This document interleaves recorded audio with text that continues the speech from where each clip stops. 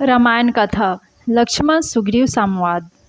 श्री रामचंद्र जी की आज्ञा पाकर सदैव बड़े भाई के हित में लगे रहने वाले लक्ष्मण क्रोध होकर किष्किंधा की ओर चले।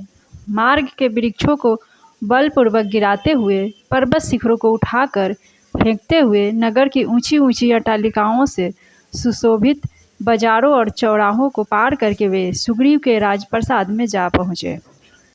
लक्ष्मण को अत्यंत क्रोधित देखकर सुग्रीव के सुभट भयभीत होकर इधर उधर भागने लगे।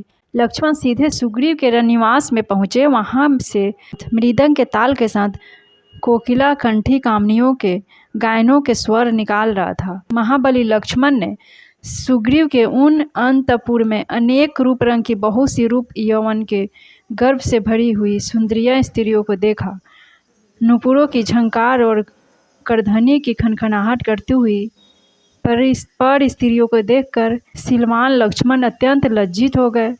श्री रामचंद्र जी का कार्य सिद्ध होने तक देखकर कुपित लक्ष्मण ने धनुष की टंकार की, जिससे समस्त दिशाएं गूंज उठी। उस समय सुग्रीव के कक्ष में इंद्र की अप्सराओं को भी लजाने वाली नृत्य गनाएं नुपुरों और मेखलाओं की झंकार के साथ नृत्य कर रही थी। मध्यापन से अचेत अर्धनिमीलित नेत्रों से यह सब देख रहा था। धनुष के टंकार की ध्वनि को सुनते ही नृत्य करने वाली रमणिया भयभीत होकर एक ओर खड़ी हो गई। भय से सुग्रीव का मुख पीला पड़ गया।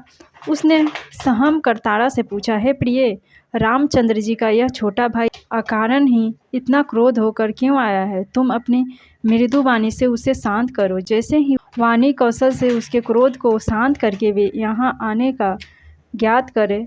पति की आज्ञा का पालन करती हुई मुस्कुराती तारा लक्ष्मण के पास पहुंची।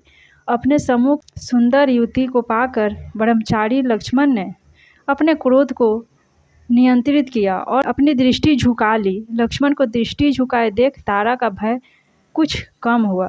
तारा मृदु वाणी से बोली, हे रघुकुल श्रेष्ठ, आपके इस क्रोध का क्या कारण है? क्या हमसे कोई अपराध हुआ है? यदि आपके दास सुग्रीव से कोई अपराध हुआ भी है तो भी आप जैसे उदार एवं क्षमाशील पुरुष को उसे क्षमा प्रदान करनी चाहिए। और आप दोनों भाइयों का ही गुणगान करते हैं। श्री रामचंद्र की कृपा से ही उन्होंने अपने राज को, रूमा को और मुझे प्राप्त किया है। भारी दुख के कारण, सुख मिलने के कारण उनसे कुछ भूल हो गई है और वे आपके दर्शन न कर सके। आप तो जानते ही हैं कि विश्वामित्र जैसे महामुनि घृताची नामक अप्सरा पर मुग्ध होकर 10 वर्ष तक उसके साथ रमन करते रहे थे। फिर सुग्रीव तो एक साधारण व्यक्ति हैं। हे राघव, मैं हाथ जोड़कर प्रार्थना करती हूँ कि आप उसे क्षमा कर दें। मैं आपको विश्वास दिलाती हूँ कि वे श्री रामचंद्र जी के कार्य के लिए राज का सुख मुझे, रूमा को और अंगद को भी छोड़ देंगे। और जब तक जनक दुलारी सीता जी को श्री रामचंद्र जी से नहीं मिला देंगे तब तक शांति से नहीं बैठेंगे। वानरों को, सरदारों को बुलाने के लिए दूत भेजे जा चुके हैं। आज ही वे सब लोग आने वाले हैं। उन सब को लेकर वे आज सीतापति के पास जाएंगे। आप क्रोध त्याग कर मेरी बात पर विश्वास करें। मैं कभी मिथ्या भाषण नहीं करती। तारा के वाक्यों से शांत होकर लक्ष्मण सुग्रीव के पास पहुँचे। लक्ष्मण के पहुँचते ही सुग्रीव अपने आसन से उठकर खड़ा हो गया। उसके एक ओर रूमा और दूसरी ओर तारा थी। लक्ष्मण ने क्रोध होकर कहा, हे वानराज, संसार जितेंद्रिय, दयालु और कृतज्ञ राजा का ही सम्मान करता है। जो किसी मनुष्य को सहायता देने का वचन देकर भी उसकी सहायता नहीं करता, उसे आत्महत्या जैसा महापाप लगता है। शास्त्रों में गौघाती, चोर और अपना व्रत भंग करने वाले के लिए तो प्रायश्चित का प्रावधान है, परंतु कृतघ्ना के पास का कोई प्रायश्चित नहीं बताया गया है। उसे तो अनंत काल तक नरक की यातनाएं भोगनी पड़ती है। रामचंद्र जी ने तुम्हारे साथ जो उपकार किया है उसे भुला देना तुम्हारे लिए उचित नहीं है। इसलिए सुग्रीव, अब तुम्हें उस वचन का पालन करना चाहिए जो तुमने उन्हें दिया है।